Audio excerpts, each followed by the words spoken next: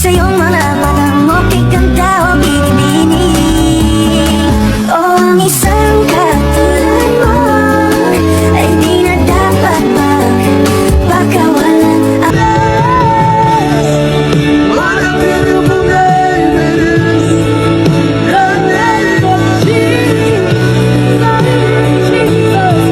Our King. What a powerful name and gentle love. Nothing compares to the one that is above. What a powerful mighty name.